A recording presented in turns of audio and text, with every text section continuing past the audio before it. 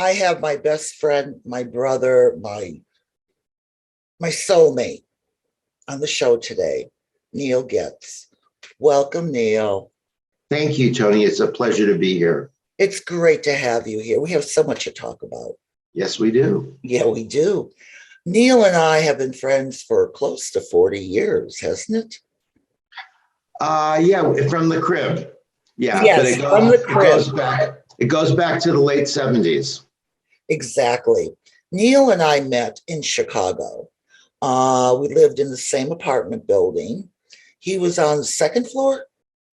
I was on the 7th, and then I went down to 2. All right. And then I was on 3. I went to 12. Yes. And then came back down again. But we met in the elevator at 451 Wrightwood in Chicago, where both of us were very green. I was starting my career. Neil was working for a large advertising firm. I can say the name, can I? Yes. Oh, yes. Yeah, Campbell Bethune. And Neil and I met in the elevator, and he saw my portfolio. And then he came to my apartment. And from that point, he was a gift in my life. Oh. You were, honey. You really were. Those were some great years in that building in Chicago. And it was a great time in Chicago. And it was a great time to be young in Chicago. Yeah. And it's a time that can't be recreated. And existed once like Camelot. It really did. It really did. When did you come out, Neil? Well, that's a good question, and it's a difficult question. I came out in stages.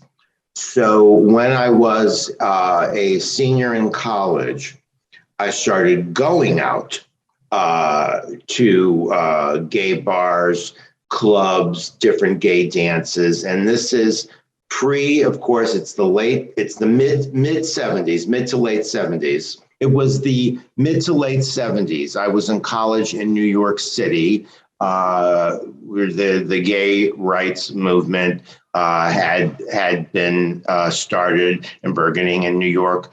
Seemed like a very gay city at that time. There were discos. It was still Studio 54. There was different organizations that sponsored social events and dances. Columbia University had a dance once a month. So it was very exciting, and we didn't have the specter of AIDS yet. So I started going out to clubs and finding my way and meeting people and having various social encounters and getting my foot into the gay life, which was just seemed so much fun, so many places to go, very free and open in New York. And that was phase one. So that was being out to myself and other people that I met, but still going back to my university dormitory, and people didn't really know. Then a few years later, I moved to Chicago. And in Chicago, I continued, and I was living there on my own, not in a supervised capacity in a dormitory, getting my own apartment, starting my career. And then I had my social friends. And so those people knew that I was gay, and I had a group of friends. But as far as work and my family, that was still in the closet. That was still a double life, because now we're going into the late 70s, early 80s. In the business world in the Midwest and Chicago, just very different than New York. It was still not accepted. There were certain doors closed to you. So for our younger viewers and listeners, you've got to think this is again just pre-AIDS, but there's no gay marriage, there's no gay television shows, there's no Will and Grace, there's nothing. Yeah. And so things were different. And if you wanted to play the corporate game, you had to at least give people a reason to disbelieve. Right. Now, many years later, having reconnected to some of those people who were very important in my business life in Chicago, basically to 100% knew that I was gay. But they played along, and if I talk to some of them, they may say, "Oh, that's really a shame that you had to do that," or, you know, "We don't understand why the world was like that," but it was like that. You know, and so, and then the third phase would be in 1989. I left Chicago and moved to Los Angeles.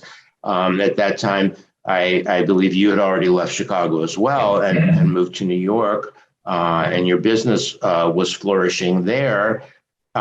This is 89, so AIDS is with us. Yeah.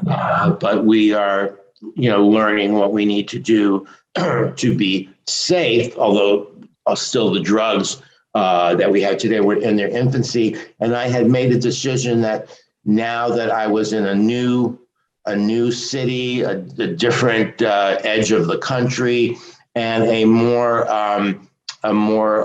liberal environment of Los Angeles, California,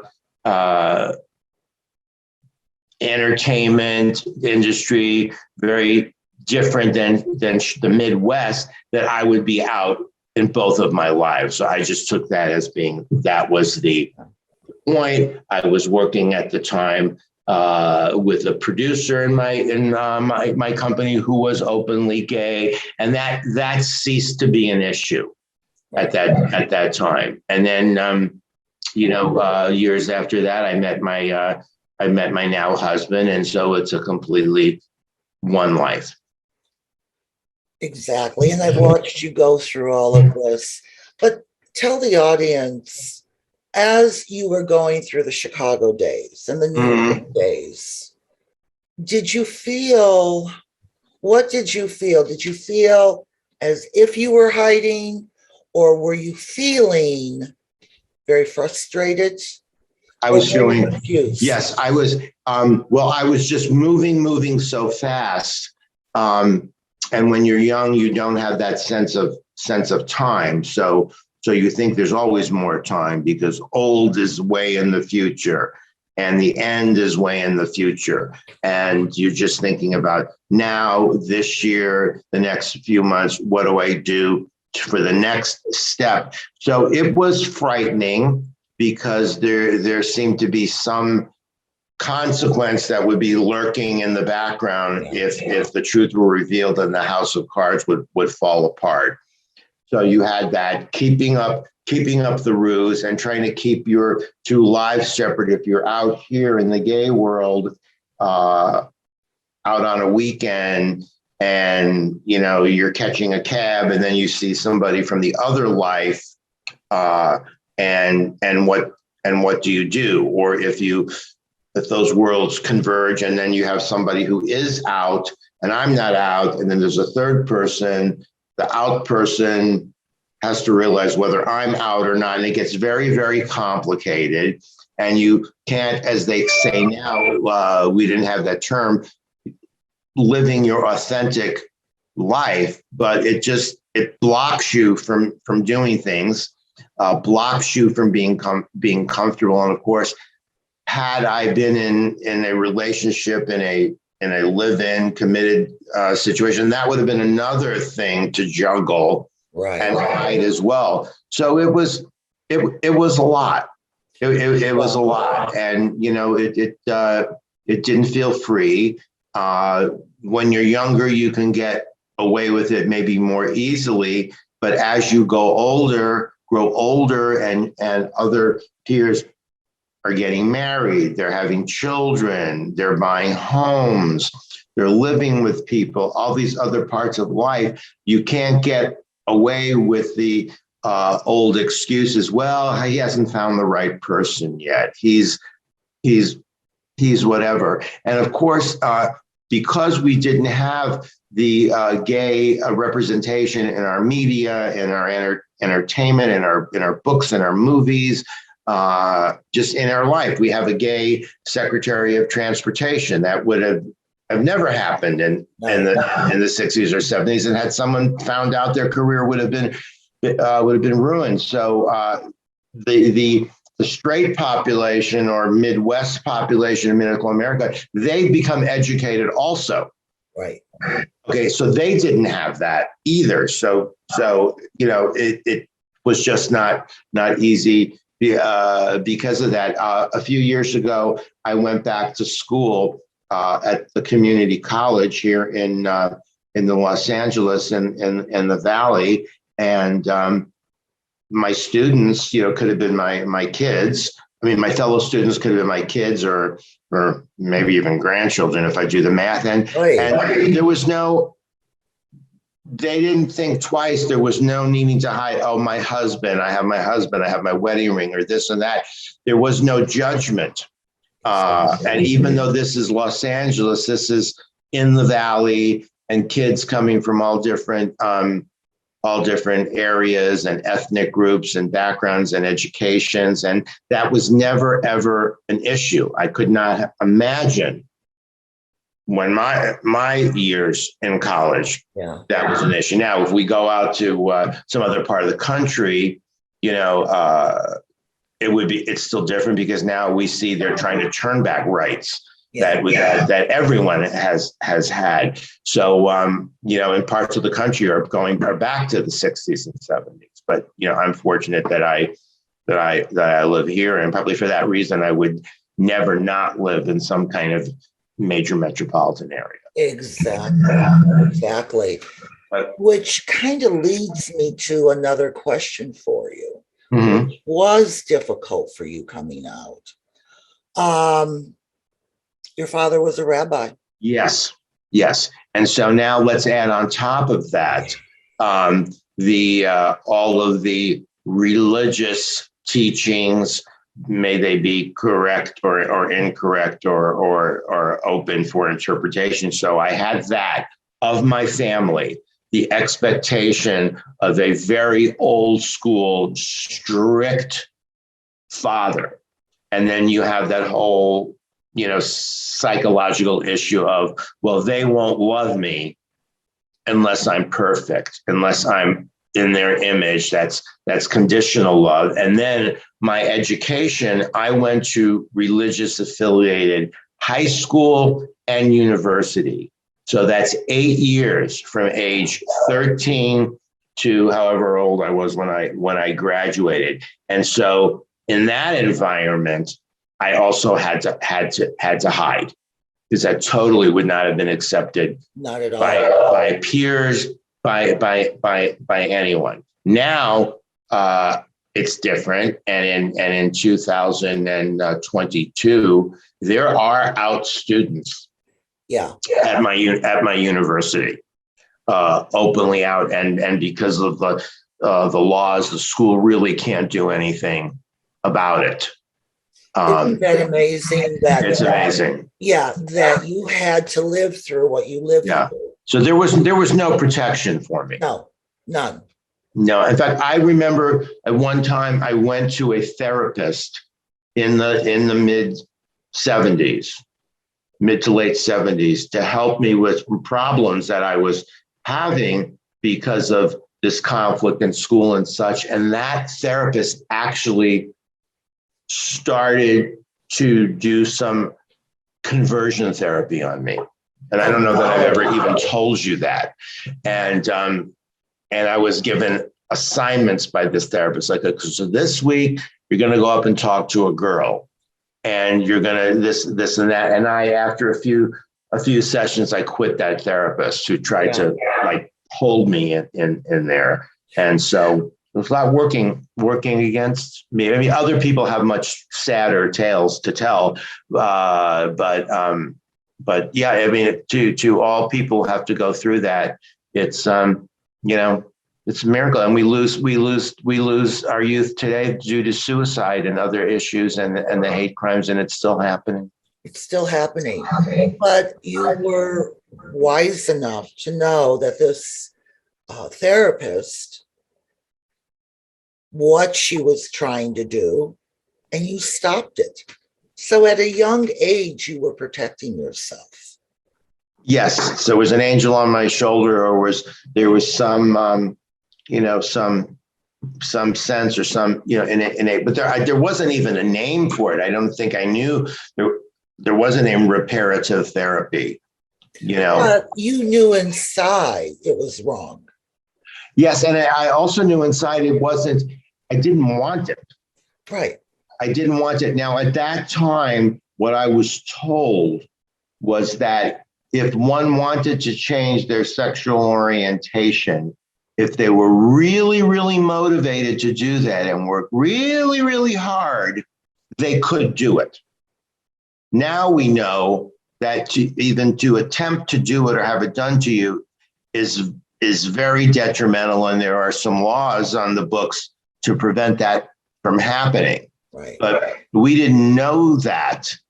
And I probably maybe believed that what she said was true, but something in me not only told me that it was wrong, but it told me, oh, I don't want to do that. I don't want to stop going to the clubs, and I don't want to stop dating, and I don't want to do that. So there was also a want, But what do you think about today, where students in not high school yet, maybe 10th, 11th grade, they decide they're a transgender or they're gay?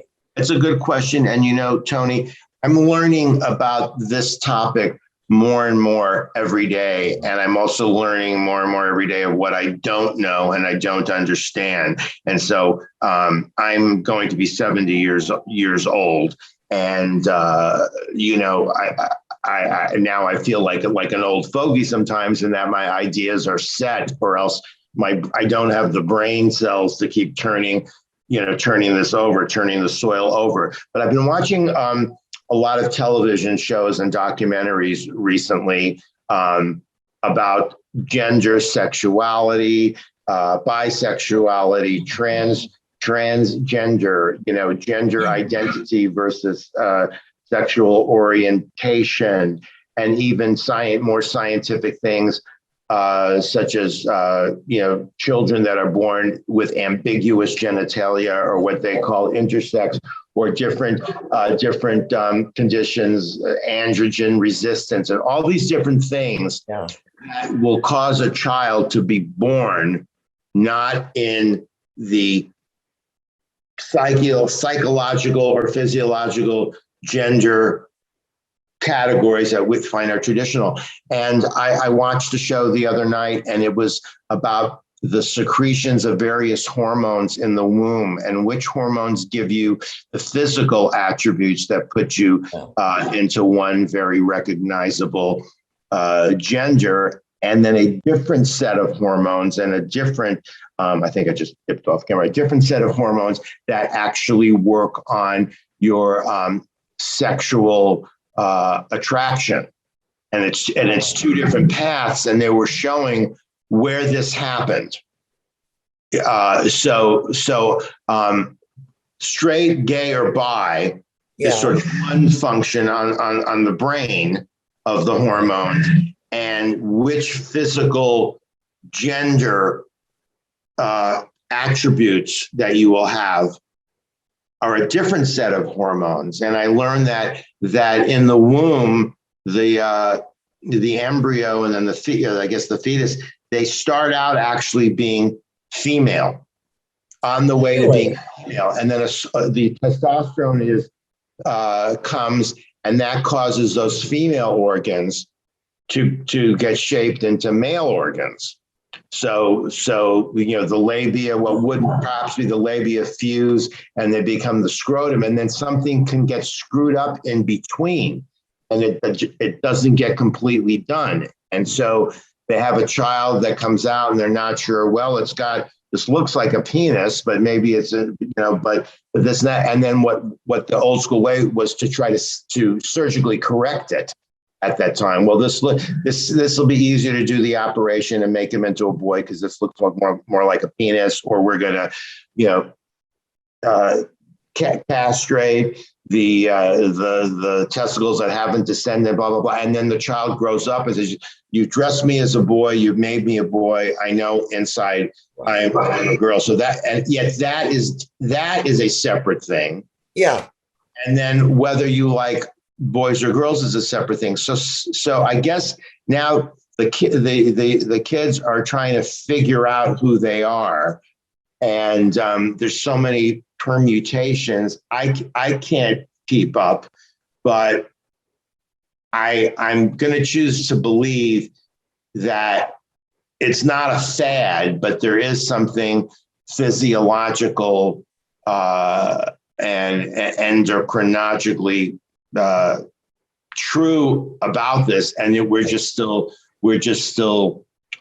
learning. I started watching a Spanish television show on Netflix because I'm just looking for what to watch, and if you go under one of the categories, it gives you LGBT. So I found this series made in Spain, and it's very well done, and it's now about these kids going into college, and it's like actually it's a sequel to a show I haven't seen. So these kids are going into college, and the main character, he is bisexual, but he's having trouble understanding, is bisexuality a thing? And he has equally sexy, hot interludes with women, sexy, hot interludes with gay men, and trying to have an interlude with someone who identifies as straight, but they know there's an attraction between them. Right. They kiss, and the guy, the so-called straight guy, is not offended, realizes, and he says, we should live together, me, my girlfriend, and you. And it was really one of the first things where I felt I understood. Yeah, it really is it really is bisexual. I get it now in a better way. I mean, I always believed it was. I just sort of didn't understand it. Yeah. But this dramatization showed me this guy is just very sensual and very sexual, and he's responding, to everything. But in the show, it is like an affirmation. He keeps asking, is there such a thing as bisexuality? I'm not gay, no. But is there such a thing as bisexuality? Maybe that's what I am, and it's very good. So I'm certainly no expert, but it's a very, very complicated world for these kids. And I can't now figure it out. Bruce, now Caitlyn Jenner, and we're told that that the surgery has been done, and she, but she is going out with women, which is the same thing that he was doing before. Yeah. His what do you call it? His sexual identity,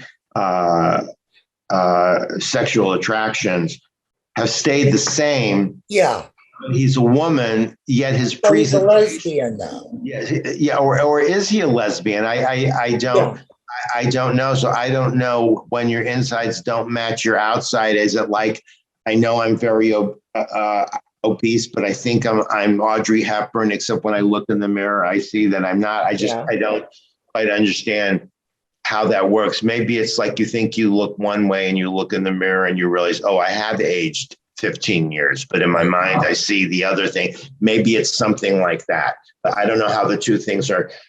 No, but I really, really think it's what you're feeling at the time. Mm-hmm. It's what you're attracted to. I mean, Caitlyn was a sports personality, mm-hmm. married to Kris Jenner, mm-hmm. had 2 girls, had children in another marriage, and then came out. Mm-hmm. And I'm looking at it that he came out to say, I'm really not a man, but he's still attracted to women. Right. So he was never attracted to men, even when he was a man. Where I also have a problem is, as I had mentioned before, in the schools with the younger kids, Mm-hmm. when your teacher encourages you. Mm-hmm. For example, I have a dear friend, Annie. Mm-hmm. Her daughter, Chloe, has decided she's gay and she wants to be a boy. So she changed her name in school from Chloe to Corey. Annie, my friend, goes to the school for show and tell or whatever. And the teacher says, "Who's your child?" She said, "Oh, my child is Chloe." Teacher didn't acknowledge that. Chloe walked up and she went, "Oh, hi, Corey." And my friend Annie was shocked that she wasn't told by Chloe or Corey. And from what I'm seeing today, the schools are like really encouraging it. Is that good or bad? What are your thoughts on that? Well, I think we want to maybe, I mean, if I were a parent, you know, you want to find out what the kid really is before you do anything that can't be reversed. And I think it takes a very good professional help to try to discern what's a phase. Like, you know, when you're a kid, today I want to be a nurse. No, I want to be a model. I'm going to be an engineer. I'm going to be a fire person. You change the things that you want to do. The kid gets into a certain phase. I had my niece, she only wanted to wear Disney princess dresses, the kind with the netting and the sparkle that you buy, like, you know, in Target to wear for, you know, for Halloween. She only wanted a princess dress. Everything you had to buy for her was a princess dress. When she, you know, went to school, you had the choice of your uniform of shorts or pants or a skirt. It was always a skirt. Then she turned around one day, she was goth. And everything had to be black and boots. So they changed phases, and then you'd buy their princess. Oh, I'm not into that anymore. Didn't you know, Uncle Neil? I'm a goth girl now. So they change and they try out different things. So I guess the question is, we need to really use a professional to guide us to find out what's the phase and what are they really expressing of a true nature, and what part is the exploration. So, you know, you think you don't like to eat tomatoes. Your parent says, eat your tomatoes. You don't eat them. One day when they're not around or something, and it happens to be on the plate or in a sandwich or something in a restaurant, you eat it and you go, oh, I guess I don't hate these. Right. They're okay. And so you're learning new things. I guess what you don't want to do is put them on the path of the hormones and the surgery and have them come in and regret it later. But I think a professional can know what's the difference between a phase and what's the real thing. And phases are okay. That's how we try different things. You know, you try different, kids are, you know, they're always dyeing their hair at a certain age. Okay. And so in our day, it was highlights and frost and tip or whatever. And now it's purple and blue, but it's basically the same thing. Exactly. And so they're experimenting and rebelling, you know, and I guess, again, just trying to figure out which is true. And then, but it is good to have an environment among the teachers and the students not to make fun of you or bully you because you're trying this on. Exactly. You know, I'm trying this on. And it's good to be able to try things. And now I think about myself sometimes, and, you know, a lot of gay men are deemed to have certain effeminate characteristics. Okay. Yeah. They aren't interested in the traditionally masculine pursuits and hobbies. You'd rather be playing the Barbies than playing the trucks. But what does that mean? I would have preferred playing the Barbies when I was young, and I, you know, was never a jock or any of that stuff. And I was teased for being, you know, a sissy. I'm probably, you know, more masculine now than I was as a kid, but I'm not sure that anybody would mistake me for being a straight person. But I never thought I wanted to be a girl. Yeah. But maybe if my mother had caught me trying on her high heels or playing with Barbies, what if they had said, "Oh, well, do you want to be a girl today, Neil? Here, we'll let you buy the dress and wear that." So I don't know. Would that have turned into, am I really a woman because I like these? I don't know. Right. You know, I just know I was always attracted to men from a very young age. So it's just so complicated that now it's just beyond even what I can understand. And at age 70, I just going to live the rest of my life, you know, knowing that I'm a gay man and just kind of remembering what I came up with, which was gay, straight, maybe bi, and we knew that there were some transgenders, but I like have to just, you know, recuse myself from this because I don't understand, because maybe if I had been coming up today, I would have thought I was transgender. I don't know. I don't know the difference. It's just so confusing. It's very confusing. The line that you cross from, I like to dress up in women's clothing and I like these things, I'm attracted to, I want to actually become a woman and do all this. And maybe it's the point when you are so miserable and you're like suicidal and you don't want to go on, then you truly are transgender. But I guess we can't cut open our brain now and do the hormone test to figure out. But I really do believe that we will someday find out that there is a physiological root to all of this. Just like, Oh yeah, definitely.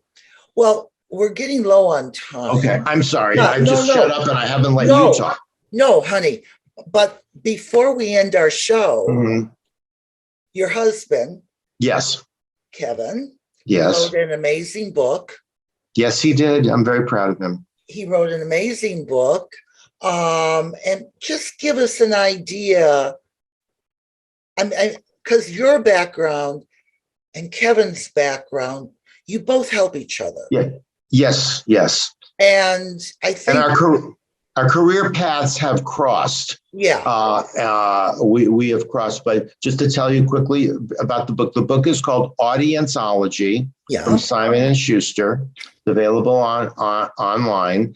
Audience-ology. It's a term that we coined for the book, and it's basically taking a look at audiences who watch movies over the years from the beginning of Hollywood, how the studios and the makers of the films have always gone to listen to what the audience feels, thinks, and enjoys, and use that to try to decide what movies to make or how to edit or fashion a movie to make it more appealing to the audience. So it's called Audience-ology, and it's about how Hollywood does that. And unbeknownst to you, perhaps, this process has been going on, and it has dictated why Glenn Close dies at the end of Fatal Attraction and is killed by Ann Archer, versus the original ending, which was she killed herself